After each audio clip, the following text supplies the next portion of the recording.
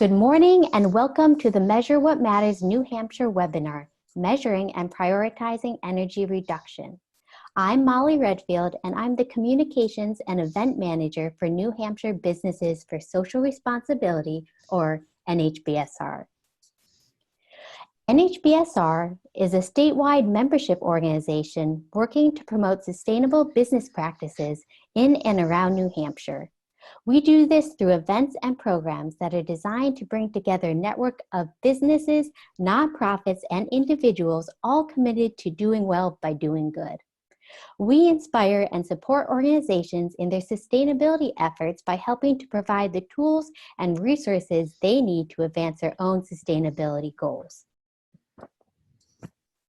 Measure What Matters New Hampshire is one of our newest programs.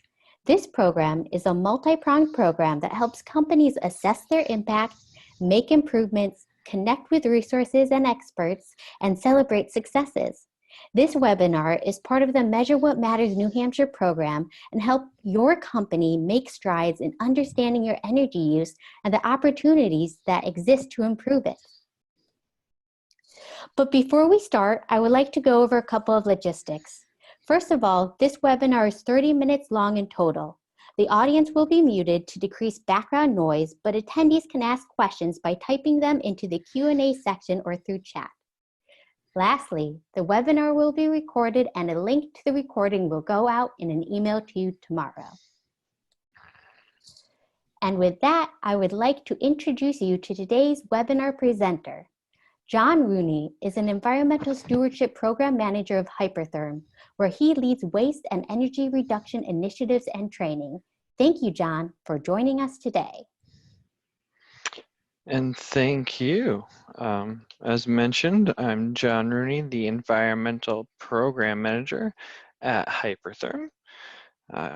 During today's segment of Measure What Matters series, we're going to try to understand reducing energy consumption and prioritizing that as well. Right up front, when we talk about why this is an important theme for business to pay attention to, why you should care about why your energy consumption is high.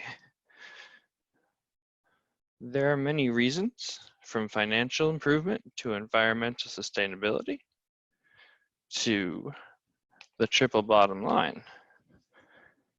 Electricity costs are highly unstable and subject to change, while the national average cost per kilowatt hour, or kWh, is predicted to stay level for commercial users. Those in New England have seen an increase of 9.5 cents per kilowatt hour over the course of 2018 and 2019. Additionally, since 2015, capacity tag charges have increased by 249%. Capacity in relation to the energy consumer can be thought of like their demand. How much energy your operations need while near or at operational capacity. This measurement is used to determine how much energy you'll consume at the peak and how that could affect the grid capacity today and tomorrow. For more information, look to load shedding and demand response best practices. After cost savings generated, we can focus on our people. These savings can be used to relieve stress by making additional resources and tools available to streamline processes. It can also create a beneficial buffer during slow times that lowers overhead costs. And from the environmental standpoint, lowering energy consumption equates to fewer emissions and toxins being released through the burning of dirty fuel. By walking through these following processes, since 2010, Hypertherm has saved approximately $1.5 million through this process. First and foremost, you can't manage what you don't measure, so you need to understand your baseline. It's important to ask yourself the following questions. How much energy do I consume from month to month, or even year to year? Where is the bulk of that energy consumed or used? And what can we easily lose or cut demand from? The best way to answer these questions is to connect with your utility provider to understand the different charges of your bill, your trends, and what you can work to actually affect. Additionally, learn about the rebates they offer for specific actions and/or changes. In addition to understanding your aggregated energy use, simple, low-cost tools are available. Companies like Fluke or EKM offer a wide range of products for various applications, such as plug-in live read energy meters, while Energy Star has a nice comprehensive downloadable calculator that you can plug in different variables into to estimate more common energy consumers. These are a great way to really ballpark your potential savings and start to create a business case for going forward. Next up, you should create and utilize project plans templates such as 4Panels. This allows for the standardization and ease of reporting out at different levels. And then tackle low-hanging fruit. Use creativity over capital. As a general rule, it costs approximately 3 cents to save a kilowatt hour, while it costs about 13.5 cents to use it. Next, look at the 80-20 rule, or the Pareto principle, to prioritize your next projects. The first item on our 4I circle here is incremental change. So this can be considered as low-hanging fruit, easy to affect, and it has a cumulative effect. 1 kilowatt hour here or there doesn't seem like much, though when extrapolated out across the organizational footprint, these can add up significantly. These large costs create large opportunities, so start to look for phantom energy, also known as vampire power. This is characterized by electricity consumed at an outlet, even when the power to the appliance is off, but it's still plugged in. As a general rule, phantom power is responsible for about 15% of an appliance's total energy draw.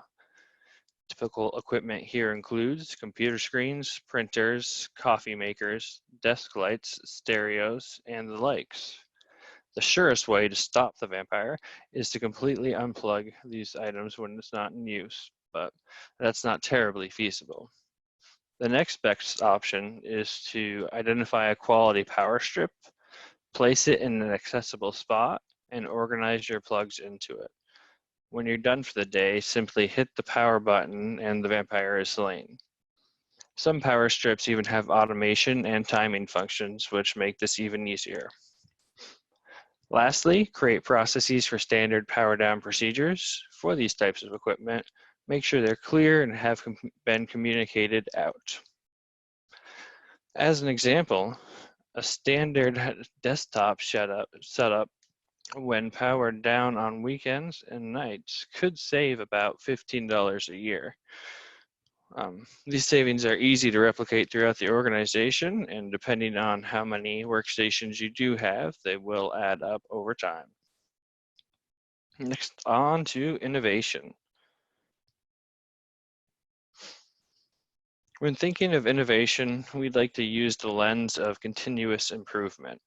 We always look for opportunities to change, adjust, refine, take time to ask the question, why have we always been doing it this way? Or whose job or responsibility is that? We take time to review existing processes and ask ourselves, what might have changed since they were authored? Are there opportunities for energy reduction through cycle time improvement or elimination of a process?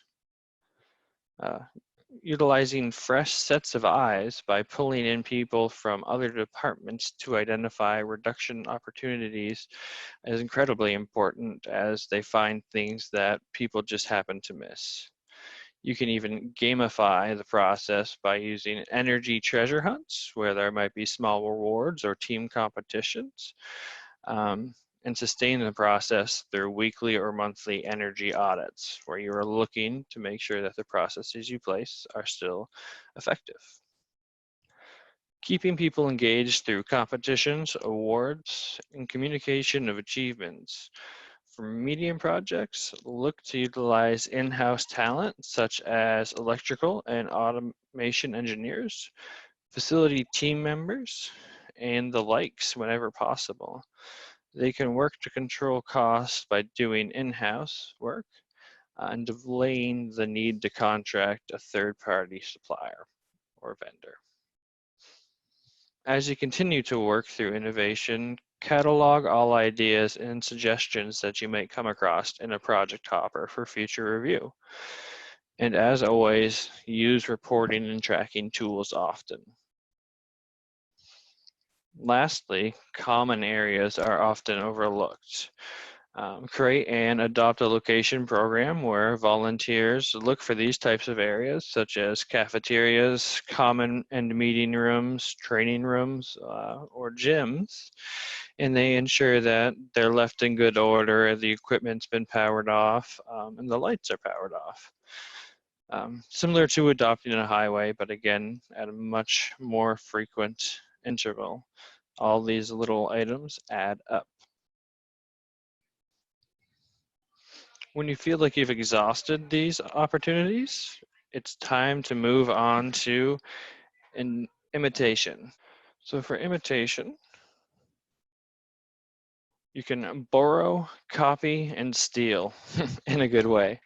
It's important to make sure that you do give credit to those that you borrow and use within your teams. Look to replicate successful projects from both internal and external sources. Start small, verify success through pilot groups, work out the bugs, and then ensure the change opportunity is fit for greater proliferation. These pilot groups are also a great way to gain feedback. At this point, don't worry about trying to reinvent the wheel. As mentioned previously, find a system that you're already using to track projects or metrics, and then modify slightly and adapt to track energy reduction opportunities and initiatives and ongoing projects. Make this visible to all within the organization. Highlight the most impactful opportunities and contributions that can be replicated throughout, and put the power of change back into the hands of the people. Imitation can come from external parties as well as the inside. Look for best practices everywhere. Who are the leaders in your industry? List them. Look to their GRI and corporate social responsibility reports for inspiration. Replicate their success and learn from their failures. What goals have they set? What trends are they paying attention to in the larger industrial scale as well as those globally? If you use compressed air, look to others to understand their processes for finding and fixing leaks, as well as generating the compressed air itself. This is often considered one of the costliest utilities by operational facilities, and the cost can be invisible because it's just sunken into your normal energy bill.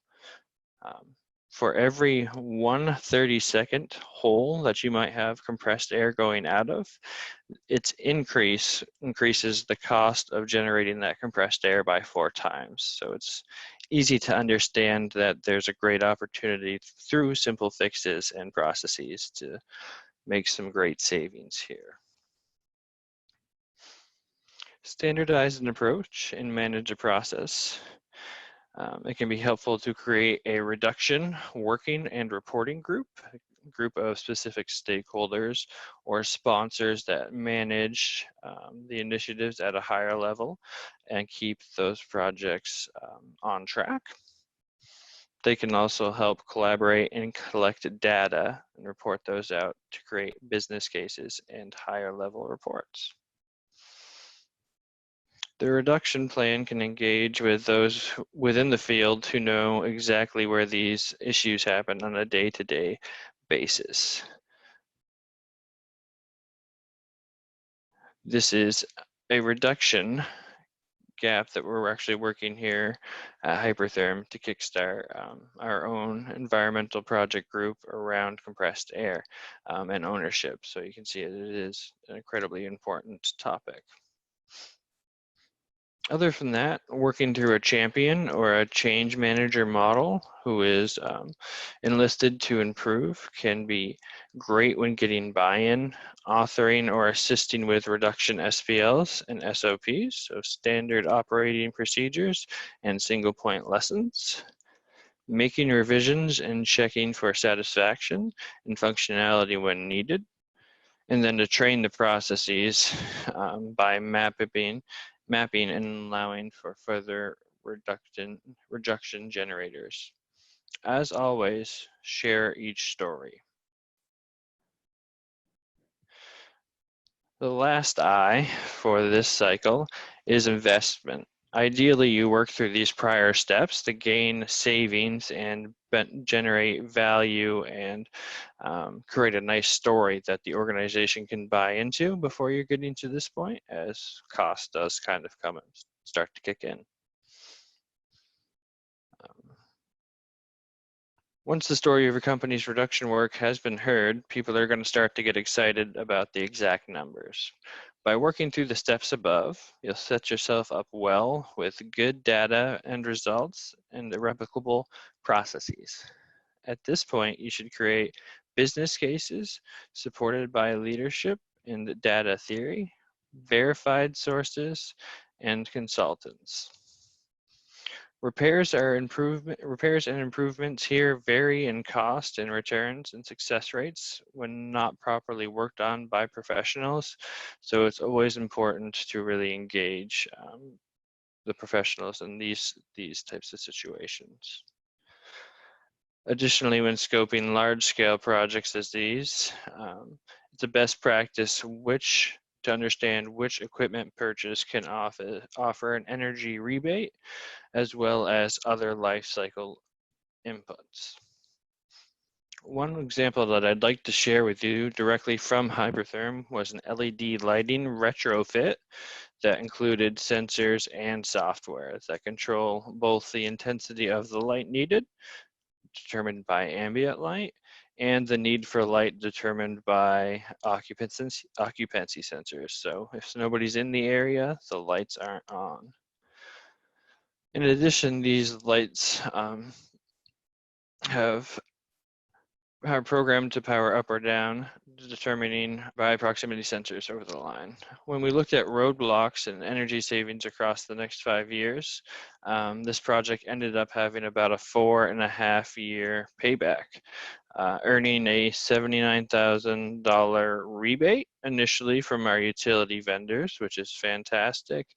And then after that, there's about a $360,000 savings annually from the energy avoided through the new technology. The only drawback that we really have seen within this is that the LED lights are a little more directional. And so we had to purchase some different safety glasses to kind of help eye strain as well. Next up, rooftop units. So these are the big things that most buildings have on top of them.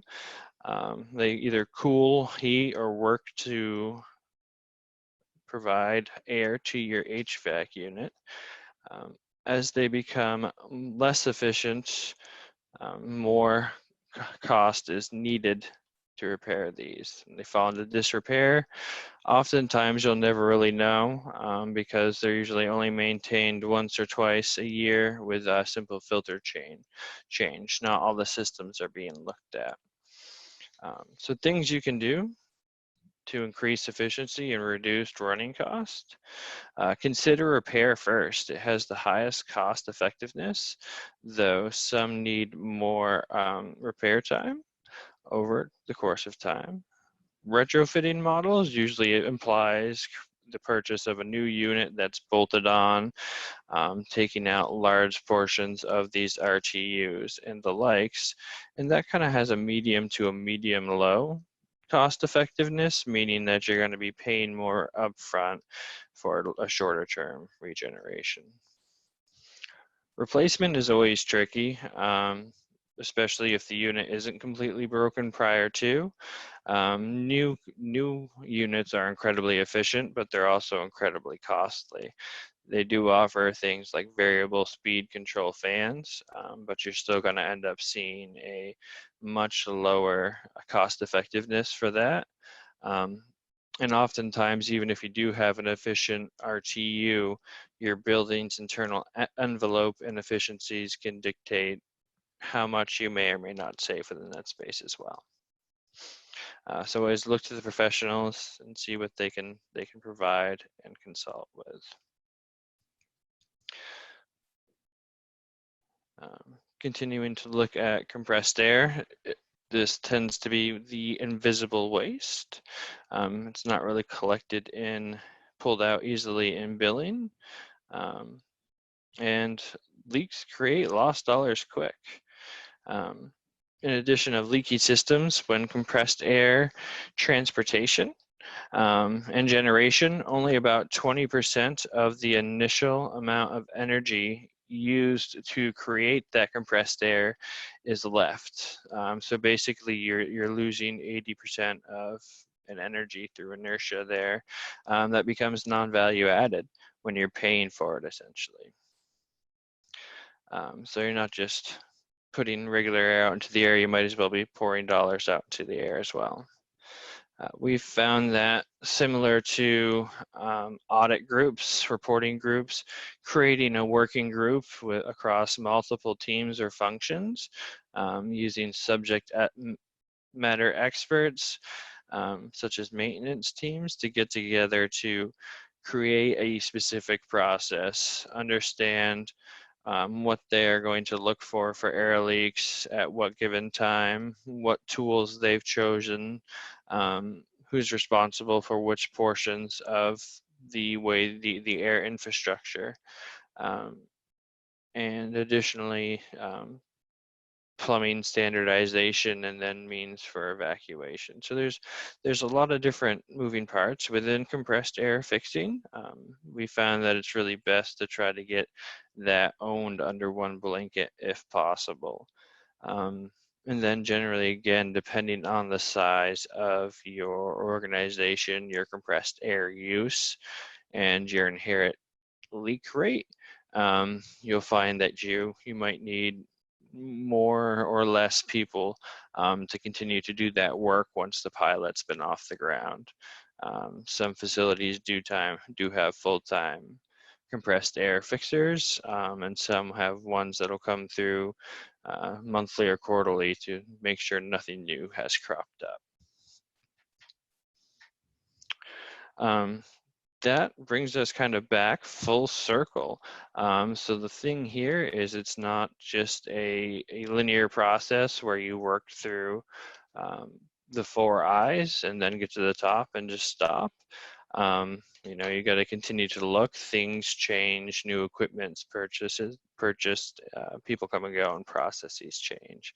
And you never know just what you might continue to find. Thank you, John, for sharing your experience and expertise with us here today. So I would now like to encourage folks to submit any questions that they have using the Q&A on the webinar. All right, so the first question that we have coming in is actually dual part. First, how many associates participated in the Energy Treasure Hunt? John, and then what kind of projects and savings have been identified by these hunts? Yeah, so the treasure hunt model is a newer one that we've done a couple of times around Earth Day. And it varies, we have kind of around 30 to 60 folks who are really excited to get into a new area, see what they're doing, and look to replicate their ideas and proliferate them. So those have been pretty excited, and they're also kind of nice to do maybe potentially when business is a little bit slower because it helps keep people engaged. And what was part 2 of that question? I'm sorry. Oh, just about the savings that have been identified by the hunts. Yeah, so the hunts, it would be hard for us to directly break those down. That was a lot of replication. But we did have more of a standard reporting template, and I think that was around $11,000 initially in savings, just by kind of walking through and doing a lot of standardization of these practices found in the hunts. So looking at standard power down, looking at using the power strips for phantom energy, looking at the way, and again, being heavy production, the way we start machines up in accordance to when they'll be needed, and powering them down in the most efficient ways. All right, the next question we have is, how do you motivate employees to get involved in these efforts? Do they follow up on implementation of the projects? Yeah, so we do have a few different structures here at Hypertherm. As I mentioned, there's what we call the champion, in this case, green champion model. And so these are folks who are responsible to look after their own area's environmental impacts. And so they're usually pretty engaged and involved anyways. But yeah, so getting other people involved, it gives them a lot of opportunity for continued project work. Um, Oftentimes, depending on what job these folks might have, they don't really see these other areas of the organization or other buildings. So a lot of folks are just excited to kind of get out there and just see what they're doing. And as an ESOP company, all of our savings roll directly into our profit sharing, so that is kind of a nice carrot for folks as well. Those types of things I could see, being public companies or even using some profit too, like depending on what you had, have an event day or a celebration and use some of that money to help folks kind of really get excited about the efforts and the progress. That concludes our question and answer portion of the webinar. I want to thank all of you for joining me here today and also invite you to our Sustainability Slam, which is coming up on November 7th at LaBelle Winery in Amherst, New Hampshire. The Sustainability Slam is a networking event featuring fast-paced and high-energy presentations on leading sustainability efforts from local companies and nonprofits. I hope that you will come join us, be inspired, and make some great new connections, all while enjoying fantastic local food and drinks. You can learn more at nhbsr.org/JOT.